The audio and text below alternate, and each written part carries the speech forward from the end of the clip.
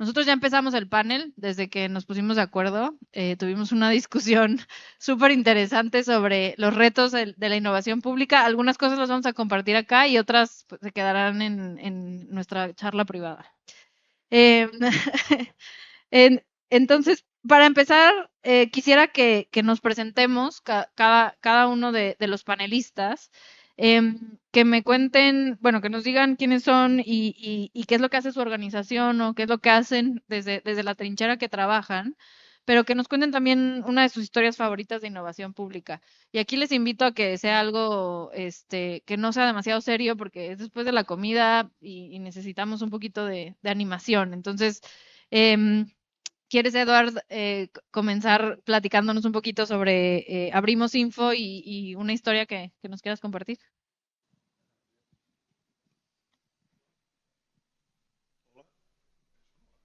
Hola. Ah, no, ya está. Solucionado. Muchas gracias, Tatiana. Yo soy Eduard Martín Morregón, soy pues, cofundador y director ejecutivo de Abrimos Info. En Abrimos Info nos dedicamos a acompañar organizaciones, gobiernos, periodistas y empresas a generar conocimiento estratégico a partir de datos esenciales para la democracia. Lo que vemos es que en el siglo XXI, todo lo que durante el siglo XX hablamos de libertad de información, libertad de prensa, acceso a la información, todas estas partes de todas estas luchas que luchamos en el siglo XX, en el siglo XXI es los datos. ¿Cómo podemos acceder a aquellos datos que nos permiten respaldar las informaciones y los conocimientos que tenemos, ¿no?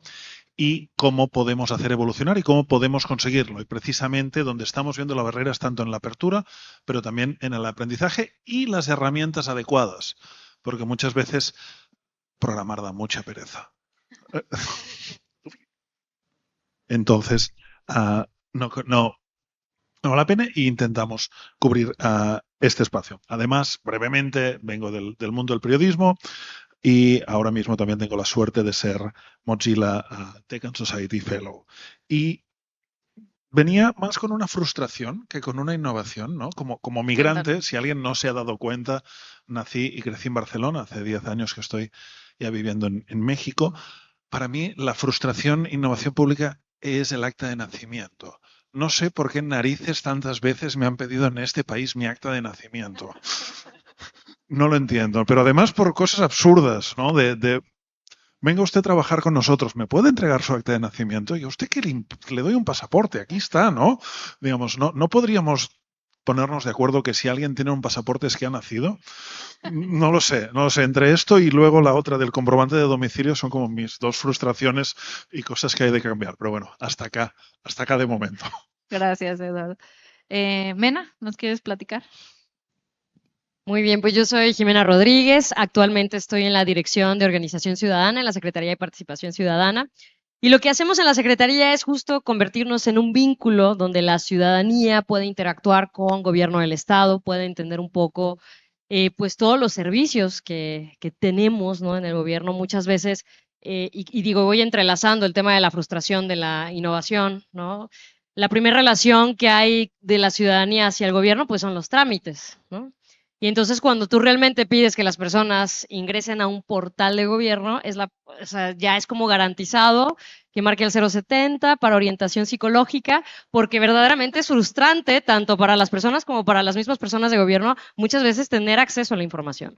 Entonces, trabajamos en tres áreas. Está el área de atención ciudadana, está el área de vinculación, que es el trabajo territorial, y está el área de participación, donde está la Dirección de Políticas Públicas, que es donde se gesta y se marca todo este marco normativo, teórico, práctico, ¿no? Que da las bases a una secretaría que es de nueva creación, que es la segunda a nivel nacional, que tiene como encomienda justo generar estos vínculos de proximidad y una vinculación efectiva con las personas para que logramos entender cómo podemos incidir las personas, ¿no? Porque si bien estamos en una crisis de confianza, como bien lo dices, pues tantas veces te pedimos el acta de nacimiento y a veces dices, pues ¿para qué tanto, no? Al rato esperemos, ¿no? Que nada sea con la huella y ni así, porque siguen existiendo brechas digitales de acceso, de apropiación y de infraestructura. Entonces, lo que buscamos hoy es trabajar de manera territorial, con una base teórica, práctica, fortalecida, pero al mismo tiempo atendiendo puntualmente esas neuralgias que la ciudadanía tiene para acercar más estos servicios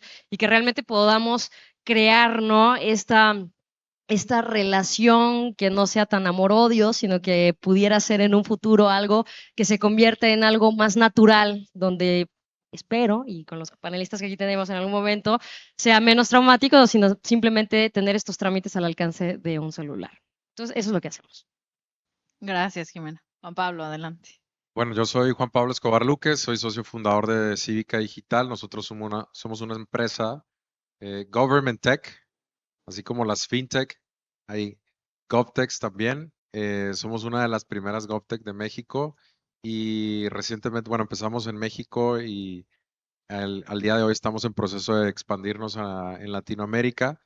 ¿Qué hacemos? Dentro de muchas problemáticas que hemos ayudado a resolver a gobiernos, nos enfocamos principalmente al día de hoy en ayudarles a que sus trámites y servicios sean digitales, más sencillos y más fáciles para acceder a la ciudadanía, y mucho de ello que se puedan acceder desde WhatsApp. Y bueno, trabajamos con ciudades como aquí San Pedro Garza García y Guadalupe, pero también con estados como Coahuila y Baja California. Y justo digo, una de las historias de innovación, no la traía realmente repensada, pero ahorita que platicaban del acta de nacimiento, no sé si alguien de acá es de Saltillo o Coahuila o algún municipio de Coahuila. Bueno, súper bien. Coahuila es el primer estado en México desde donde puedes obtener tu acta de nacimiento desde WhatsApp. Entonces, digo, ahorita les paso el teléfono, le mandan un mensajito y en 30 segundos tienes tu acta de nacimiento ahí listo. Ese tipo de cosas pareciera hoy todavía como una innovación, pero yo creo que en 5 años ya no va a ser algo tan raro de ver. Y justo ahora que mencionaban, la visión que tenemos para los servicios públicos o los servicios del gobierno a la ciudadanía es que pues ya no sea el ciudadano teniendo que ir a su gobierno, sino más bien el gobierno ir al ciudadano proactivamente, sabiendo lo que necesitas, tu momento de vida y mucho contexto que realmente los gobiernos ya tienen del ciudadano. Más allá de no pedirte el mismo documento una y otra vez, es ofrecerte el servicio, el apoyo a lo que tú realmente necesitas. Y ya tenemos la infraestructura tecnológica, de datos y ahora de inteligencia para que los servicios ya no solo sean digitales, sino que también sean mucho más inteligentes. Y que tú como ciudadano, si lo llevamos esto a una nueva etapa, pues ser ciudadano al interactuar con tu gobierno, pues lo más sencillo es acceder a un trámite, pero puedas pensar en otras cosas, que sea más fácil participar, que sea más fácil ayudar a otros, que sea más fácil poner un negocio, que sea más fácil obtener trabajo, etcétera. Eso es un poco lo que hacemos en Cívica Digital. Vale, pues muchas gracias a todos, a todas. Quisiera que empezáramos y dividimos este panel en 3 momentos con preguntas diferentes. Me voy a atrever a empezar por otro lado, perdón, pero escuchándoles ahorita, me gustaría que empezáramos a reflexionar, y ya lo dijeron en su presentación de alguna manera, en cuáles son los principales retos para innovar en el sector público, ¿no? Desde las diferentes trincheras, porque como pueden ver acá, pues tenemos a quienes trabajan con gobierno desde la sociedad civil, pero también tenemos a la parte de gobierno que trabaja con otras organizaciones. Entonces, Mena, ¿nos quieres ayudar a empezar con cuáles son los principales retos que ustedes han visto para innovar desde el sector? Híjole. Pues mira, para empezar, la innovación dentro del sector público es algo muy complejo porque tiene muchas capas, ¿no? Cuando hablamos de innovación, a veces pensamos, bueno, vamos a inventar o vamos a descubrir el hilo negro, y realmente se reduce a generar estos cambios significativos pequeños en los procesos ya existentes que permitan al mismo gobierno, a las personas que trabajan en gobierno, que tampoco hay que olvidar que las personas que trabajamos en gobierno también somos ciudadanas, ¿verdad? Y también vivimos las mismas peripecias en muchas ocasiones, que ni siquiera el influyentismo que se pudiera pensar es algo que nos salva, para nada, ¿no? Al contrario, es esta doble frustración de decir, ¿cómo hago las cosas más sencillas? Sin embargo, ¿no? O sea, a pesar de que tengo la intención, entiendo que hay una infraestructura que hace falta, una capacidad operativa y técnica dentro de los mismos gobiernos, entender que muchas de las innovaciones también pues, no se ven, ¿no? Tal vez no llegamos al punto que queremos. Ejemplo, ¿no? En la subsecretaría de Atención, con Lorena Pulido, que es la subsecretaria actual, ella contaba cómo cuando llega al 070, pues empezó de los cambios mínimos, que era cambiarle a las personas operadoras las sillas y cambiar los audífonos, ¿no? Eso mismo, reflejado en el área que dirijo, que es juntas de mejoramiento, yo veía a los jefes de atención que tenían que atender alrededor de 30 minutos o 40 minutos una llamada de un vecino, y sostener el teléfono 30 minutos era un tema, ¿no? Entonces, pasar a las diademas para que pudieran tener libres las manos, para poder levantar el reporte y quizá moverse y hacer otra cosa que les imposibilitaba. Entonces, esa parte al interior es una de las capas, ¿no? Y una de las más fuertes, que a veces no llegamos a cumplir, tiene que ver con la sostenibilidad. O sea, ¿hay presupuesto para las innovaciones?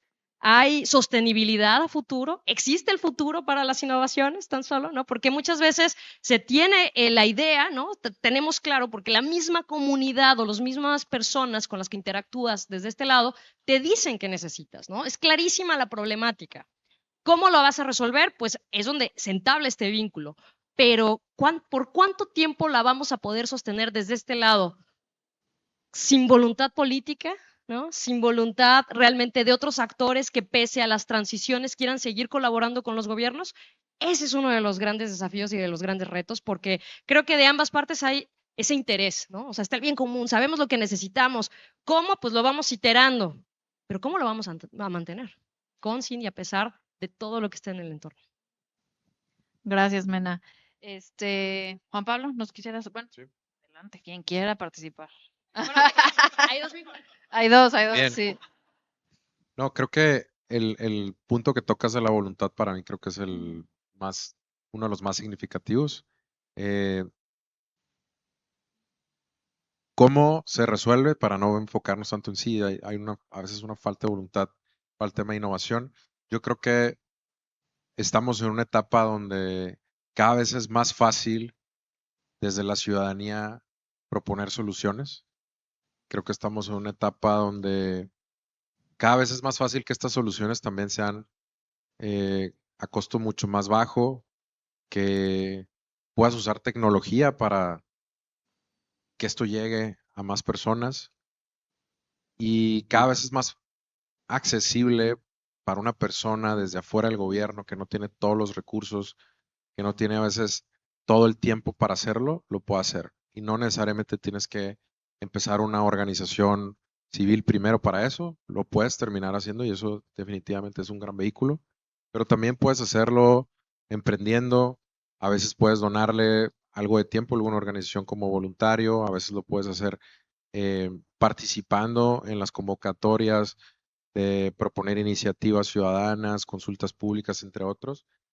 Pero creo que lo más importante y un poco de lo que nosotros hemos vivido en este proceso, yo tengo cerca de 12 años, yo soy ingeniero de software, no estudié ciencia política, no estudié ninguno de los temas de ciencias sociales, pero me di cuenta como ingeniero de software que una de las grandes formas para bajar estas barreras y generar esa voluntad cuando no la existe es generar FOMO. Y es bien importante generar FOMO. Y no es nada más, ¿han escuchado el FOMO? ¿Saben qué es el FOMO? Okay. Y en el sector público de los gobiernos generalmente les pesa mucho el FOMO, o sea, les pega mucho.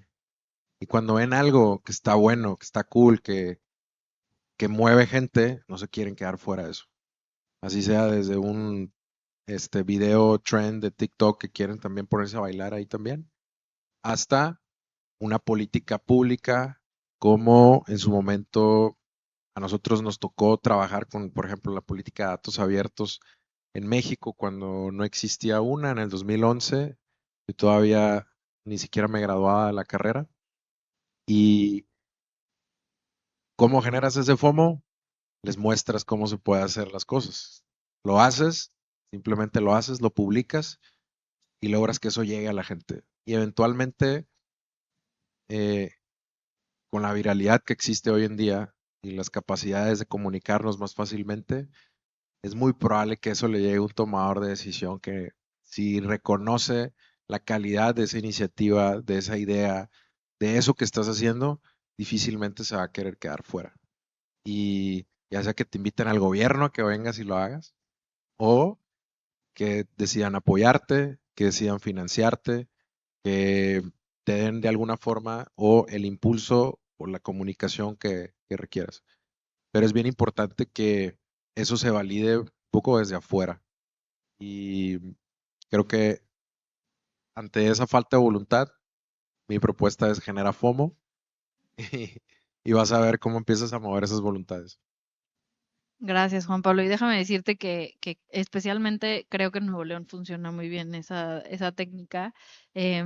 A cualquier cosa que nos dicen que no somos los mejores, necesitamos ser los mejores. Entonces, creo que esa técnica es una técnica importante para todos, todos y todas que trabajamos resolviendo problemas sociales o tratando de contribuir a lo público para poder convencer a los gobiernos de que es importante hacerlo, ¿no?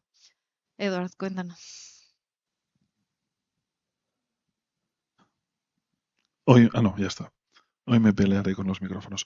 A ver, el gobierno es, y tomando, me encantaron las dos participaciones, tanto de Mena como de Juan Pablo, y me voy a montar un poco de ellos, complementando y contradiciendo un poco porque también es sano. Los gobiernos son extremadamente rígidos y eso no es malo. Porque a veces, ¿no? Como pasó anteayer, gana quien no tiene que ganar, ¿no? Unas elecciones.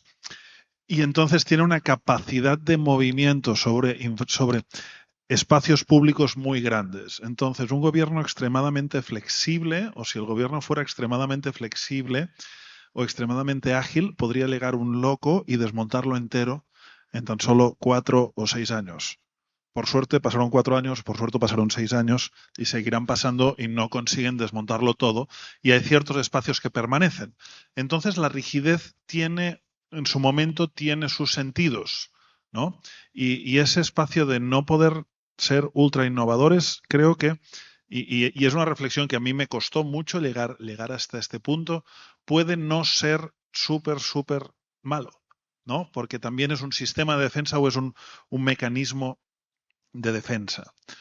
Entonces, aquí, sumando a lo que decía, creo que lo que decía Jimena, creo que la innovación son esos pequeños espacios o estos pequeños puntos son muy importantes. Y la innovación la hemos de ver siempre iniciando desde experimentos pequeños, controlados y baratos, que nos permiten tomar procesos ya existentes y hacer ese proceso existente más rápido, más simple, más eficiente. El segundo punto, y aquí me contradigo con Mena, hay dinero. No nos dejemos decir en el gobierno que no hay dinero. En el gobierno hay muchísimo dinero. Y lo hay. Se gasta en otras cosas, pero lo hay. Entonces, cuando las cosas pequeñas funcionan, intentémoslas escalar, ¿no? Intentemos y también exijamos al gobierno que nos permita escalar proyectos, que nos permita construir, y en ese caso ya tirando hacia lo que construimos, que nos permita construir infraestructuras digitales, ¿no? En las cuales tengamos una participación ciudadana y que esas pequeñas cosas que han funcionado las podamos escalar y escalarlas a la grande. Y aquí también en espacios de participación, a mí me preocupa lo malo que son a veces los tecnólogos de gobierno. No sé si son malos o son huevones o son las dos cosas a la vez. Pero es terrible, es terrible. Te encuentras con unas ideas antiguas, gente que no quiere mover, gente que no quiere avanzar. Y luego, y aquí creo que compartiré el espacio con las problemáticas con Juan Pablo, cuando has de intentar emitir una factura a gobierno es una pesadilla. Es absolutamente una pesadilla. Entonces, intentar innovar desde fuera, sí, cuando vienes, ¿no? Cuando veníamos hace, ¿qué? 10, 15 años, éramos jóvenes, no teníamos hijos, ¿no? Y vivíamos en pisos de estudiantes y podíamos generar FOMO sin problema, porque en realidad vivías con unos pesitos al mes y mientras te dara para la cerveza estabas feliz, ¿no? 15 años, 10 años después, con hijos, con espacios, dices, pues me interesa también pagar las cosas, he de pagar las cuentas. Ya no soy yo solo que puedo vivir de pizza fría unos cuantos días, ¿no? Hasta que me llega la quincena. Y aquí creo que también el gobierno ha de abrir esos espacios no solo de participación, sino de apuesta activa por organizaciones y empresas pequeñas que aportan soluciones y que luego se podrán escalar. Y hasta acá. Gracias, Eduardo. Y eso me lleva, estoy haciendo un desorden en la propuesta que les hice, pero pues nosotros seguimos aquí, Innova, aquí Tatiana. charlando. Es que lo que mencionas me lleva a pensar en la pregunta que planteábamos de entender el papel justamente de otros actores en la innovación pública, ¿no?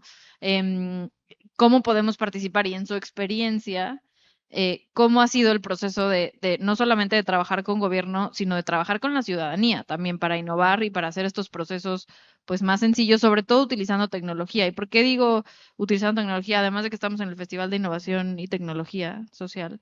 Nuevo León es uno de los estados con mayor cobertura digital. Tenemos alrededor de 82% de la población que tiene acceso al Internet. Entonces, hay una posibilidad de innovar utilizando la tecnología porque hay una cobertura importante. Entonces, pues, ¿cuál es el papel que han jugado ustedes, Juan Pablo, Eduard, como externos? Y a lo mejor, Mena, que nos compartas, pues, ¿cuál es el papel también que juega la ciudadanía, que juegan otros actores en el proceso para innovar? ¿Quién quiere empezar a platicarnos? Juan Pablo. Mena, no, nomina a Juan Pablo. Creo que es una pregunta, creo que difícil, pero porque sí, cuando tú compartes algo vamos a ponerlo en un ejemplo, en redes sociales, ¿cuánta gente crea contenido en las comunidades? ¿Saben más o menos qué porcentaje de los usuarios crea contenido? ¿Qué porcentaje? Luego está la gente que crea contenido y luego está la gente que hace engage o participa en ese contenido, ya sea compartiendo, dando like, de alguna otra forma. Y luego qué porcentaje nada más ve. ¿Saben más o menos ese? Digo, no sé qué tan reciente es este dato, pero más o menos es entre el 1 y 2% de la gente que crea el contenido. Tal vez con TikTok esto ha cambiado un poquito más. En más o menos el 10% de la gente haciendo engage y 90% de la gente viendo. Entonces, no podemos esperar que todo el mundo va a participar. Llevándolo eso a estos escenarios de innovación y que también el gobierno lance una convocatoria y espere que todo el mundo participe. Realmente no podemos esperar que todos participen porque no todos tienen las condiciones, el tiempo, las capacidades para hacerlo. Sí me parece muy importante que para los que sí están participando, existan esos incentivos para seguir participando. Y yo lo digo, por ejemplo, desde mi cancha como emprendedor de tecnología en el sector público. Hemos, por ejemplo, tenido financiamiento de inversionistas privados, de venture capital, de otro tipo de fondos privados, y hemos tenido acceso a financiamiento solamente de un fondo público. Y ese fondo público ni siquiera es de México. Ese fondo público es de otro país de Latinoamérica. Y en México, que tenemos 9 años operando, nunca hemos obtenido un solo fondo del gobierno para emprender lo que estamos haciendo. Y esto no es un reclamo, nada más doy ese dato porque digo, no, nosotros para emprender aquí no es que necesitábamos de fondos que el gobierno diera.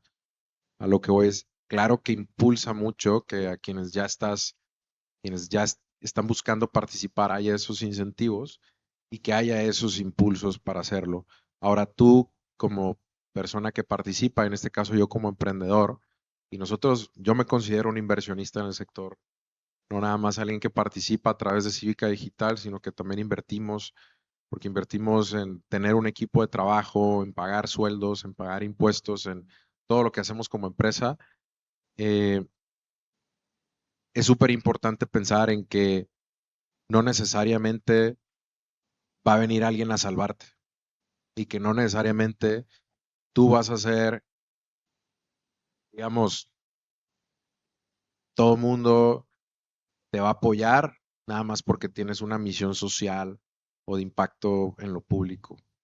Y eso es algo que a veces cuando estás en el sector de innovación social o innovación pública, te sientes un poco con el entitlement. Bueno, a nosotros nos pasó al principio de que te deben de ayudar. Oye, ¿cómo no me vas a apoyar, inversionistas? Si yo tengo una misión social, quiero hacer el bien, ¿cómo me vas a decir que no? Es como al final el capital y los fondos, si bien sí hay y hay muchos, también son limitados y son competidos. Entonces tu responsabilidad es crear un modelo sostenible para que no dependas de nadie para seguirlo haciendo y que puedas hacerlo una vez, 2 veces, 3 veces. Si es un modelo en donde le vendes a gobierno, ok. Si es un modelo donde le vendes a empresas, ok. Si es un modelo donde trabajas con fundaciones, ok. Si es un modelo donde generas membresías y suscripciones con la gente o empresas, ok. Pero genera un modelo sostenible para que no dependas ni de una institución, ni de un inversionista, ni de nadie que te va a decir, ah, qué chido lo que estás haciendo. La mayoría te va a decir, te va a dar aplausos, pero tú te la vas a tener que arreglar solo. Entonces, tú no puedes sentirte con ese entitlement. Entonces, creo que lo que yo he visto mucho en este sector, porque también estuve como emprendedor en este sector como el non-profit y ahora como empresa, veo que hay mucho entitlement. Y yo lo viví. Yo tuve ese entitlement de decir, ¿cómo no me vas a apoyar si yo tengo esta misión?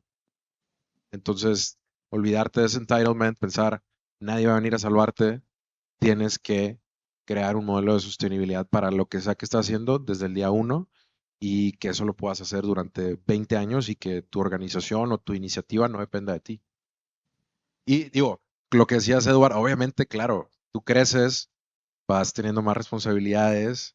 A lo mejor si empiezas esto, yo empecé a los 21, pero si empiezas a los 40 y no te puedes arriesgar como alguien de 20, ese es el gran reto, ¿no? O sea, tienes que pensar cómo este mecanismo realmente puede operar sin depender de la persona que lo empezó y sin arriesgarlo al mismo tiempo que tú te estás arriesgando como emprendedor y el día que a lo mejor tú ya no quieras estar ahí, eso se muera, ¿no?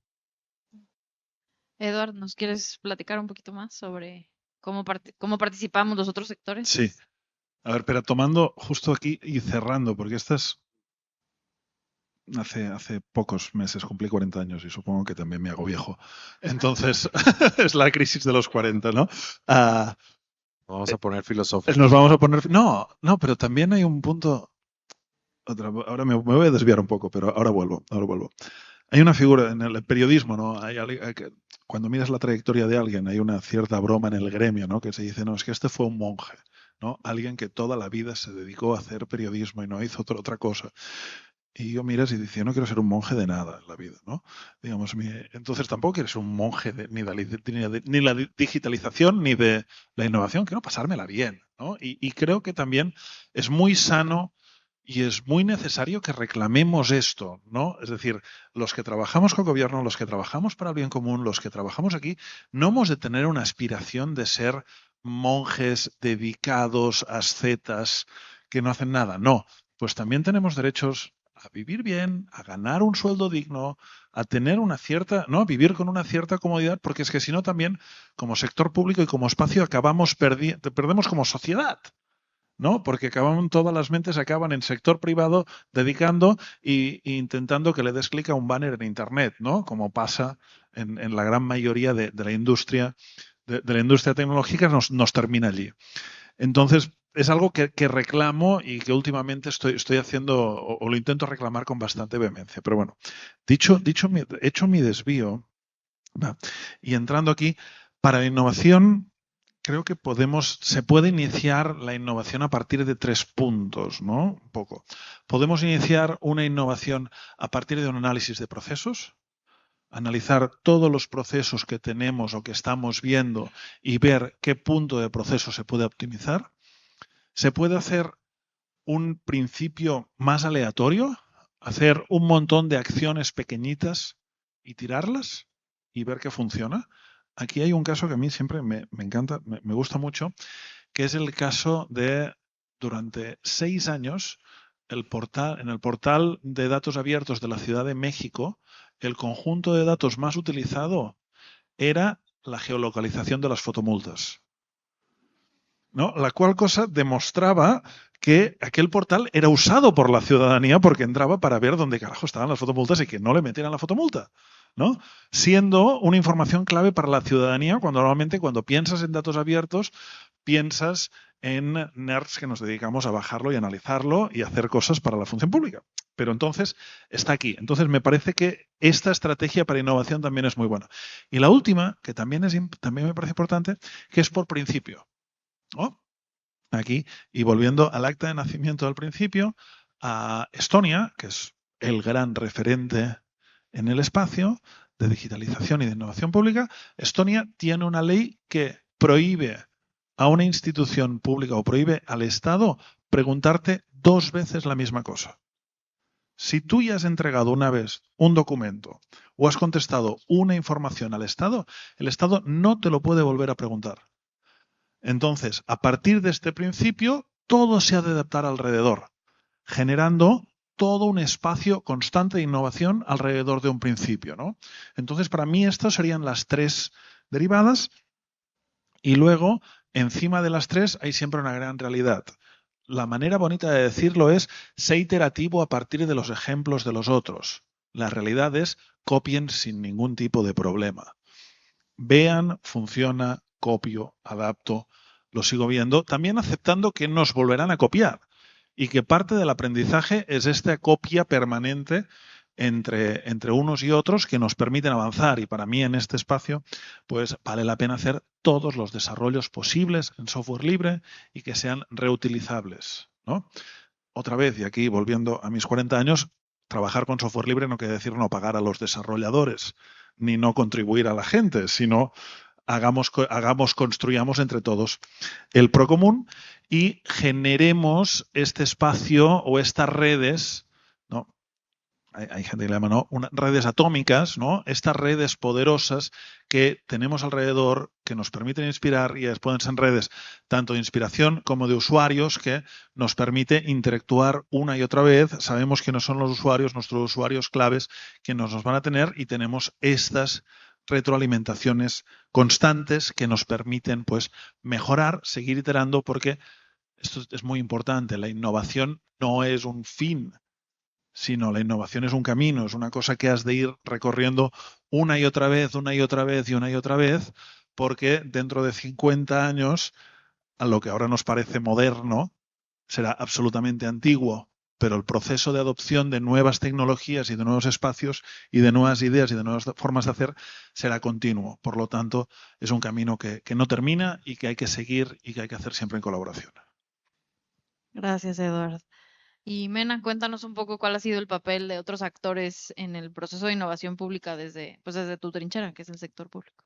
Ay, pero dilo con emoción, Claro. porque justo el sector público yo sé, y justo aprovecho para una anécdota, porque las personas que a veces trabajan en servicio social con nosotras en gobierno, tuvimos recientemente una experiencia donde un chavo nos decía, híjole, pero ni creas que mi aspiración es trabajar aquí, ¿eh? O sea, yo aspiro a trabajar en la IP, en una empresa, ¿no? O sea, como si realmente el sector público fuera esta parte apestada, ¿no? O sea, donde, híjole, pobre de ti que estás ahí, o sea, toma pa' un pan, ¿no?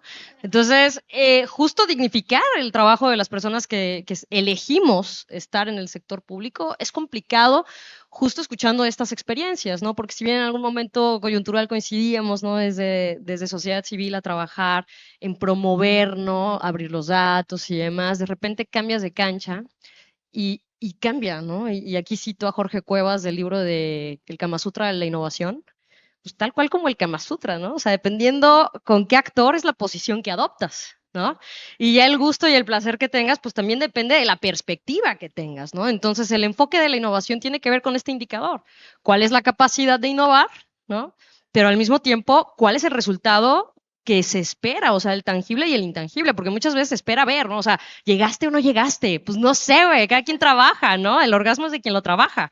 Entonces, paralelo a esto es lo mismo en el sector público, ¿no? Es un espacio que sí o sí se tiene que dignificar y que siendo desde una manera muy autocrítica, claro, falta sistematizar el aprendizaje, ¿no? Porque es muy frustrante llegar de repente a oficinas donde, ay, es que hubo una inundación y se perdió todo el historial, no hay historial, oye, pero no había respaldo, disquetes, por ejemplo, o sea, CDs o algo, y a veces no hay eso. Y entonces llegas a espacios en los cuales tienen fracturas, ¿no? Hay unas heridas ahí que cómo resanas, pues tienes que resanar con los procesos, ¿no?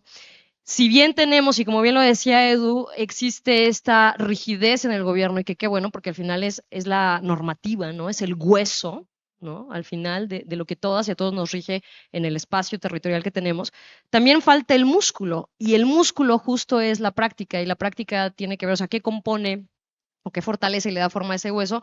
Pues los actores, ¿no? Hay actores que son buenísimos para avanzar, hay otros que son buenísimos para pensar, hay otros que son buenísimos para sentir pensar y hay otros que son buenos para actuar. Pero ¿cómo integras esto, no? Entonces, la participación en general junto con la innovación, entendiendo la innovación como esta inteligencia colectiva, permite entonces que entendamos que la participación es este cuerpo y este cuerpo multidimensional que tiene desde una perspectiva holística que cómo integras tantos sistemas, ¿no? Un sistema nervioso, digestivo, respiratorio y demás. Y que en ocasiones dices, no puede ser, este sistema está tratado con o sea, ni siquiera ha sido diagnosticado, está en un tratamiento paliativo sostenido de no sé, X cosa, y que sí hay recurso, pero a veces no hay recurso donde debiera estar porque falta sistematizar este aprendizaje.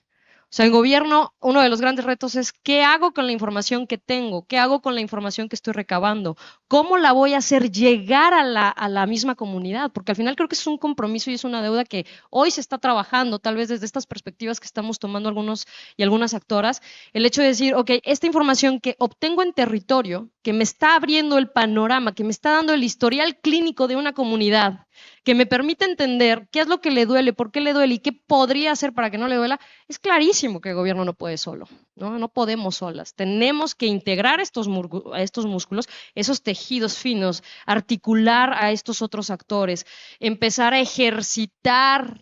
Y en el ejercitar es el involucramiento de las personas, porque las personas al final son el centro. Es lo que hace que lata este corazón, que llegue esta electricidad al cerebro y que se detonen estas grandes ideas, que pueden nacer y se pueden convertir en movimientos que obliguen a este cuerpo a seguir avanzando. Es decir, como un tipo Frankenstein. Sin embargo, para poder dotar de todo eso, tenemos que encontrar ese equilibrio entre esta tecnoutopía, ¿no? Que hace poco en otro espacio se dialogaba esto, de decir, oye, es que a veces hay innovaciones muy rimbombantes que vienen de prácticas muy malas, que solamente están en una app muy bonita, pero no jala. Y tal vez es retomar lo antiguo. En el caso particular donde estoy es el tema vecinal y a veces es como, ¿qué se hacía antes, no? Hace 30 años, ¿qué hacían? Y hoy, ¿cómo le puedo atravesar la tecnología para meterle algo, o sea, no quisiera decir esteroides porque no es tanto, pero sí un buen multivitamínico para que agarre fuerzas y entonces pueda seguir avanzando? Es decir, este balance entre estos tecnólogos que están en gobierno, en un espacio que muchas veces pues sí es medio gris, ¿no? En ocasiones, pero que al mismo tiempo cuando tocas el territorio, haces buenos diagnósticos, entiendes el padecimiento de las usuarias, de los usuarios y del mismo gobierno interno, entonces permite lograr realmente agarrar esa perspectiva. Y de ahí el último con los actores, pues creo que también organiza la sociedad civil, tanto como gobierno. Caemos en el club que siempre lo hemos dicho, ¿no? Y coincidimos en este club de los convencidos y de las convencidas. O sea, participan las mismas personas que creemos en que las cosas puedan cambiar. Pero ¿cómo logramos electrificar a otros puntos, ¿no? A otros, híjole, targets, porque es que me pasaron mil cosas, ¿no? Pero a otras personas que también les interese lo público, porque al final lo público es de todas y todos, y que logremos, y hace poco aquí en FITS pasaron esta plática, ¿no? Sin ego, hacer ese eco, lograr ese eco que realmente potencie lo que a todas nos interesa, ¿no? Que es vivir bien, vivir bien. Buenísimo, muchas gracias, Mena. Y me encanta esta conversación porque aunque deshice la estructura que les había propuesto para el panel, justo, o sea, me han llevado como a una conversación como muy interesante. Y justo la última pregunta que debió ser la primera era justo cómo nos aseguramos de que realmente estén centradas las innovaciones públicas en las personas. Entonces ya lo empezaste a cubrir, Mena. Y quisiera que nos compartas un poco más sobre cómo lo hacen desde de la Secretaría de Participación para centrar estas iniciativas y esta innovación en las necesidades reales de las personas. Si algo he aprendido de mis compañeros de políticas públicas que aquí están, es que la participación tiene técnica, ¿no? Tiene técnica y tiene método. Y en esto es cómo generamos esta proximidad consciente, responsable, corresponsable con la misma comunidad, porque si hay algo importante es empezar a mapear y empezar a diagnosticar de una manera que permita insisto, no desaprovechar estos puntos de contacto que en ocasiones se tiene de gobierno hacia las personas para poder, uno, recabar esta información, pero al mismo tiempo generar un compromiso de cómo te hago llegar esta información que recabé, o sea, cómo la sistematizo, cómo la recabo y cómo tú lo ves en algo tangible, que a veces es difícil, ¿no? Por los tiempos y demás, no imposible. Hoy trabajamos en eso. Hoy en la Secretaría tenemos esta cuestión de los diagnósticos comunitarios, participativos, que en alianza, porque incluso los actores también son internos, ¿no? Dentro de la misma, del mismo gobierno, generamos estos datos que puedan la gente utilizar, pero al mismo tiempo vamos integrando esto. Ayer justo salía y se promovía un proyecto que auguro que quienes nos estén viendo en cualquier parte del mundo lo lleven, que es Participar nos mueve, ¿no? Participar nos mueve, lo que hacen es justo capacitar a los maestros para poder orientar y crear proyectos desde un enfoque de derechos humanos y participativos, donde se explica a las jóvenes y a los jóvenes cómo elaborar proyectos desde informar, generar una consulta, evaluar, o sea, generar esta cogestión y luego picharlo no solamente a actores como empresas, sino al mismo gobierno. Porque si bien estamos obligadas a garantizar, sí, el derecho a participar, pero también a garantizar los otros derechos que se atraviesan en los proyectos, ¿no? Entonces, de esta manera es que estamos como tratando con la Comisión de Niñas y Niños y Adolescentes, por ejemplo, ¿no? Generando estas consultas con ellas, con ellos, abriendo el espacio para que se logre esta incidencia y que no solo se quede ahí, sino que realmente estos otros actores que están muy puntuales en las comunidades logren estas gobernanzas colaborativas que tanto necesitamos en el mundo, no solamente aquí en México. Gracias, Mena. No sé, Edward, ¿nos quisieras contar un poquito también de cómo logramos hacer esa innovación centrando a las personas en los resultados, ¿no? Sí. A ver, 3 ideas. Primera, principios. Principios y valores son importantísimos. Porque centrar en las personas, podemos centrarnos en las personas para que las personas sean libres. Yo cada vez que oigo libres ya empiezo a correr hacia el otro lado, ¿no? Porque quiere decir que vendrán con con una agenda bastante complicada. Pero lo importante es tener los principios y para qué o qué es lo que queremos, ¿no? Tomando el ejemplo que ponía antes de Estonia. ¿Saben por qué Estonia es líder digital y cómo llega aquí?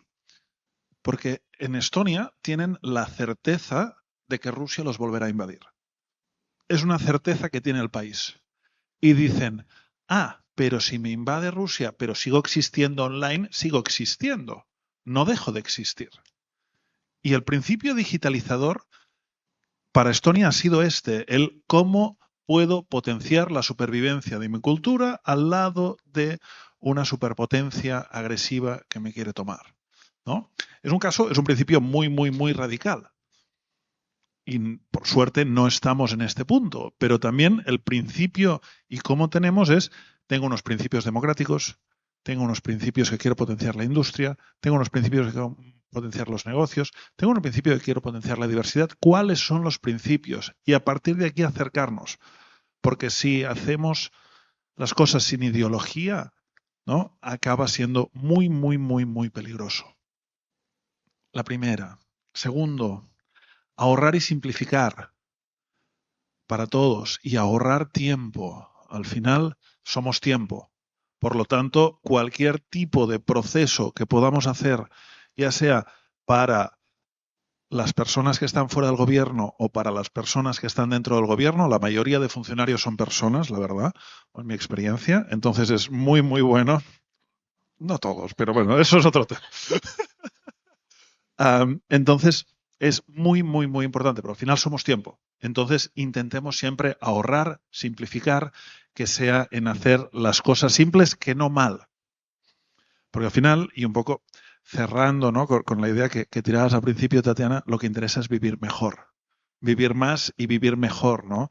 Y a lo mejor podemos discutir sobre cómo es o qué es vivir más y vivir mejor. Pero para mí al final ha de ser el propósito final, ¿no? Ver cómo mejoramos la calidad, ver cómo trabajamos menos y disfrutamos más, y al fin y al cabo estamos aquí para eso. Gracias, Eduardo. Y bueno, finalmente, Juan Pablo, compártenos tu reflexión y creo que sí nos fuimos un poquito filosóficos. Espero que nos hayan seguido el hilo por aquí. Sí, la verdad estaba muy bueno el panel. Yo me quedaba pensando 3 cosas. Uno, llegar a donde las personas ya están. La forma que muchas veces el gobierno lo intenta, pues es llegar hasta su colonia. Creo que hay distintas formas de llegar hacia donde las personas ya están. Ahorita hablábamos de, bueno, si les acercamos el acta de nacimiento desde WhatsApp, es más fácil que la persona obtenga ahorita su acta de nacimiento, probablemente. Si les facilitamos que nos reporten una fuga de agua, también lo hacemos más fácil. Entonces, ya sea que tú uses un Android, un iPhone, o uses teléfono, o sea, lo que sea que utilices, hay que llegar a donde las personas ya están, en sus plataformas, en sus mecanismos, si es offline, si es digital, hay que llegar y buscar para centrarnos en las personas, llegar a donde están. Ese es el primero. El segundo, hay que entender cuál es el momento de vida. Hace un rato lo mencioné.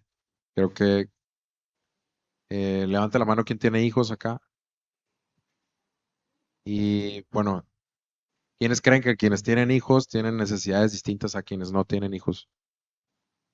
Pues probablemente sí, ¿no? Eh, Ahora, si estás en una etapa de vida de te vas a retirar o estás buscando empleo o estás queriendo obtener por primera vez una visa para viajar a otro lado, las necesidades son distintas, ¿no? Y hay que entender el momento de vida. Y aquí una anécdota muy rápida. Nosotros cuando empezamos a trabajar, uno de los principales proyectos que trabajamos, una plataforma que se llama Urbem, que ahorita está enfocada en digitalizar servicios de gobiernos, no empezó así. Nuestra hipótesis era que Urbem fuera una plataforma para que los ciudadanos evaluaran los servicios de los gobiernos, no digitalizarlos. Pero nos dimos cuenta muy rápido que la gente no quería evaluar, no estaba incentivada en evaluar. ¿Por qué? Porque la gente no podía ni siquiera acceder al trámite, ¿no? Y era como, ¿por qué me pides evaluar? Está bien difícil acceder al trámite, ¿no? Entonces, no te voy a evaluar un trámite que tengo que irme a 3 horas para hacerlo y lo último que me va a quedar energía y tiempo es para ponerme a evaluar 10 preguntas sobre la calidad de tu trámite, ¿no? Entonces, muy rápido fuimos entendiendo ese tipo de cosas para que realmente, oye, realmente, pues sí, la gente está frustrada y la relación con su gobierno está rota aquí porque no solo no sabemos la calidad del trámite, sino la gente ni siquiera puede acceder al servicio. Entonces, entender ese momento de vida y por último cierro es el ciclo de cómo volvemos que participar se vuelve un hábito. Y acá otra pregunta que les hago es ¿quién saca la basura de su casa? Allá a la calle. Los que no levantaron la mano, ¿qué hacen con la basura?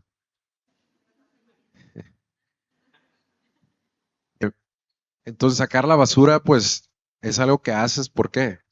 Porque lo tienes que hacer, porque no quieres que se te genere un problema en tu casa con toda esa basura, pero de alguna forma, pues es lo mínimo, ¿no? Que puedes hacer como ciudadano de que, oye, y por tu casa y también, y ponerla en el lugar para que donde pase el camión de la basura lo puedas recoger fácilmente. Y la pones en un bote de basura que a lo mejor tú compraste, ¿no? Versus la dejas tirada o toda regada ahí, y ya si dices muy bien, pues la separas para poderla hacer más fácil el reciclaje y todo eso. Eh, que sea tan fácil el hábito de participar y de establecer estos canales como una necesidad así, de ofrecer un servicio tan sencillo como la recolección de residuos y que las personas pues fácilmente entienden que tienen que hacer eso, no hay de otra y es muy sencillo hacerlo, te la estás poniendo muy fácil al ciudadano que lo haga. ¿Qué hábitos podemos generar o de qué forma podemos hacer que participar se vuelva un hábito? Y creo que casi todas las compañías de tecnología en las que construimos software y productos digitales, si algo queremos es que las herramientas digitales se vuelvan parte no solo resuelvan un problema, sino se vuelvan parte como de la vida de las personas a las cuales le estamos tratando de resolver ese problema. Sea en tu empresa, sea en tu día a día, sea en tu gobierno, es súper importante que estas herramientas las pensemos de una forma en la cual sea muy sencillo participar y que no se vuelva pues un dolor de cabeza. Y por eso pone el ejemplo de la recolección de basura. Pero bueno, ir a donde las personas ya están, pensar en entender su momento de vida y formar esto tan sencillo como que se vuelva un hábito. Vale, muchas gracias y muchas gracias a los tres. Y un poco para cerrar, yo me quedé con algunas ideas importantes que creo que valdría la pena destacar. Uno, que para poder hacer la innovación y como trabajar en estos retos que ya compartimos, que quizás algunos los hemos vivido porque hemos trabajado con gobierno, pues necesitamos voluntad y empezar por lo básico y como decía Eduard, quizás experimentar mucho, barato y que podamos escalar hacia el futuro y sostenerlo, ¿no? Que tengamos los incentivos para participar y un poco lo que decía Juan Pablo, pues hacerlo un hábito y que las personas podamos acceder a las herramientas de participación pública. Y me quedo mucho con esta idea que nos compartías, Eduard, de tener principios, o sea, de definir para qué y por qué hacemos lo que hacemos, y que eso sea como lo que nos guíe a hacer procesos innovadores y tratar a la innovación como un medio para que todas y todos podamos vivir de una mejor manera. Y en ese sentido, pues que podamos sumar desde las diferentes trincheras, no solamente desde el sector público, sino que también las organizaciones de la sociedad civil, las personas, las empresas, podamos interesarnos en que las cosas se hagan mejor, más fácil, más rápidas y que todas y todos podamos tener un mejor gobierno y mejores servicios, mejor atención para las necesidades que tenemos y mejores soluciones para los problemas públicos. Entonces, pues muchísimas gracias por su participación. No tuvimos tiempo para preguntas, pero pues Eduard Mena y Juan Pablo van a estar aquí si quieren acercarse a ellos y platicarles, preguntarles un poquito más sobre lo que hacen. Y pues muchas gracias al FITS por invitarnos.